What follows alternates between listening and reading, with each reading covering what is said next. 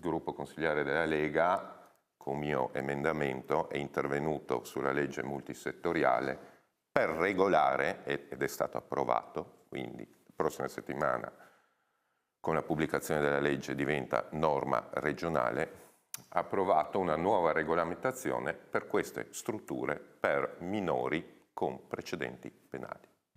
Importanti novità per quanto riguarda l'ormai famosa struttura per ragazzi con precedenti penali che potrebbe sorgere a Passons, gestita dalla cooperativa Edis, laddove molti cittadini da mesi sono preoccupati per una situazione che trasformerebbe in maniera pressoché definitiva la loro tranquillità e quotidianità nel paese dove vivono da decenni, considerando che lo stato di agitazione nella frazione di Pasian di Prato si alza soprattutto perché nei pressi dell'edificio individuato molti anziani vivono anche da soli. Arriverà quindi entro breve una nuova norma per regolamentare il proliferare di questo tipo di strutture che però per il momento vengono sospese per 180 giorni e i cittadini di Passons evidentemente per ora possono provare a tirare un sospiro di sollievo. I centri per minori con precedenti penali, che è una tipologia che secondo noi, secondo me, anche visto il caso di Passons, vanno normati in maniera puntuale. Dei ragazzi delicati e particolari con dei problemi un po' più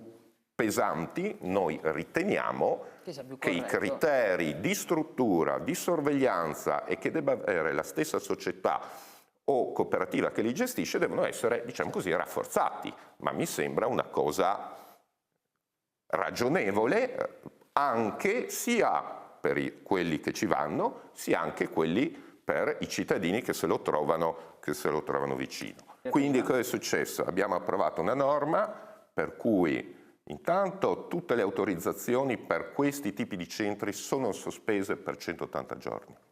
Voi al momento avete quindi sospeso di fatto gli ok per queste strutture da oggi a partire per i prossimi 180 giorni per ulteriori valutazioni. La domanda allora che io pongo è: la struttura di Passons è già sicuro se partirà oppure c'è ancora la possibilità, come vorrebbero i cittadini, che si blocchi tutto? La struttura di Passons rientra, è una richiesta di autorizzazione in essere che rientra nella nuova normativa che viene sospesa in attesa che la Giunta regionale emani il regolamento in base a quei requisiti che più o meno vi ho detto.